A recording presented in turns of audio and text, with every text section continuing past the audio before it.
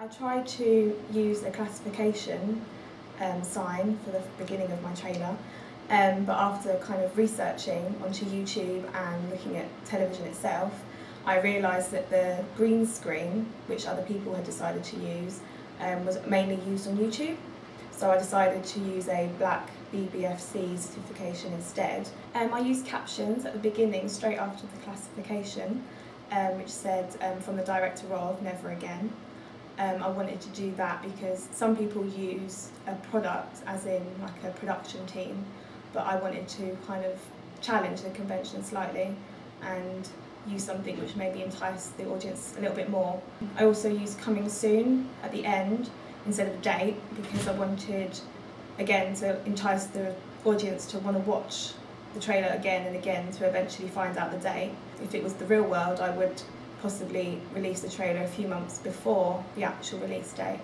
And then also a casting list right at the end, just to name the actual people used, which is following the conventions. The poster itself, I used the same text which I used for the name Virtuoso in the film and also the magazine. I used the tagline, a quitter never wins, a winner never quits, which was taken from the voiceover from the trailer itself.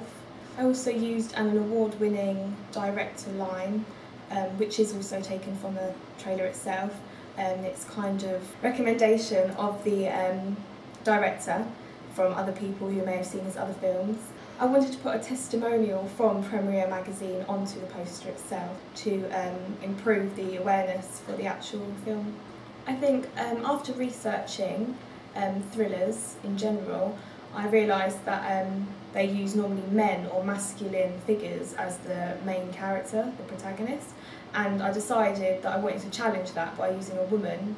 Obviously I have seen other trailers such as The Hand That Rocks the Cradle, which uses the woman as the main character, and I felt that they had kind of a more sinister reaction. I decided to have a male main narrative for my voiceover alongside two females, simply so that it kind of counterbalances the gender roles. I didn't want it to be a complete chick flick. I want men to feel that they can go watch it, and I think having that male voiceover really does help impact that. I started creating this trailer back in November, beginning of November. As I began to finish it, I saw Black Swan come out as a trailer, and I recognised my own work within that trailer itself. I didn't go to see it because I didn't want to get any ideas. I was just quite shocked, to be quite honest.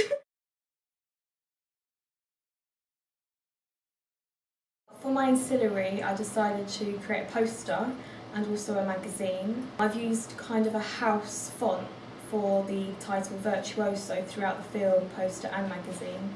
Audiences would recognise it when they're set apart.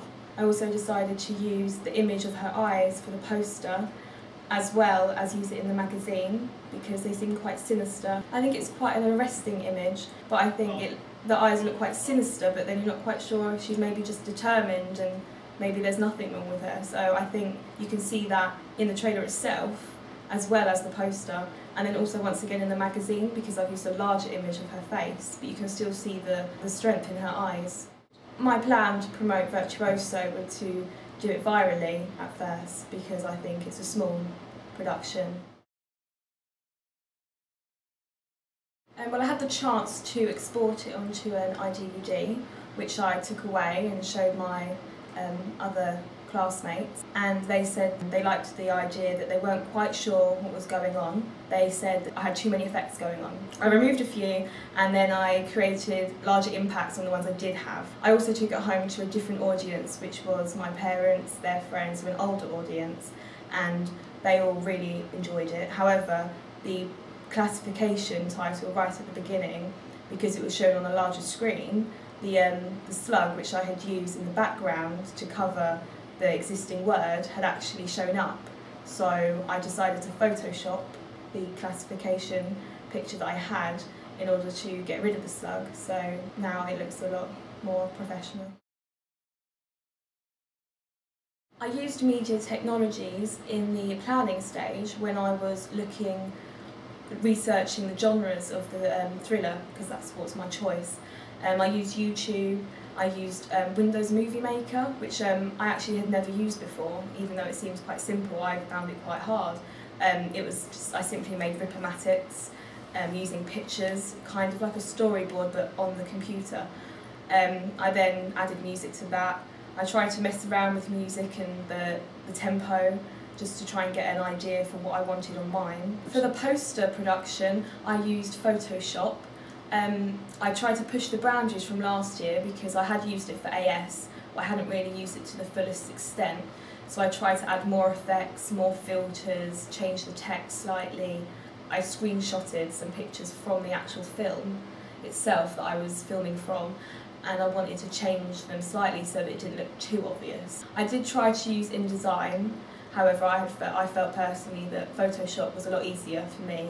When I filmed, I used a chip camera rather than a tape camera, simply because it was easy to upload.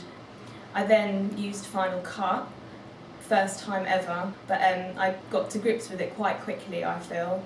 I think using the Windows Movie Maker may have helped slightly, learning the transitions and the effects and how to use the music. I used a downloading copyright-free site in order to get my music, which from research I had realised that thrillers like old-fashioned kind of sophisticated music, so I tried to go along them lines. I also used GarageBand in order to create my own music, which I decided not to use in the end because I felt that the downloading site had exactly what I wanted. My magazine cover, I also used Photoshop once again. I tried to use the house design for the title of my magazine using the ballerina feet, which I had taken from the film itself.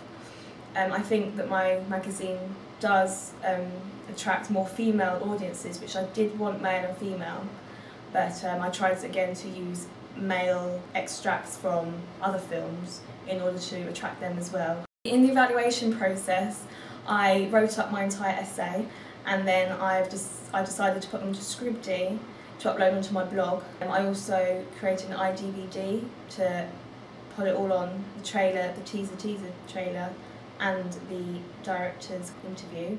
I think I wanted to create something which was actually quite simple. My idea was to make something simple but yet effective. I chose not to do a horror, I chose to do a psychological thriller because I find myself personally that I enjoy trying to work things out, and I think other people do as well.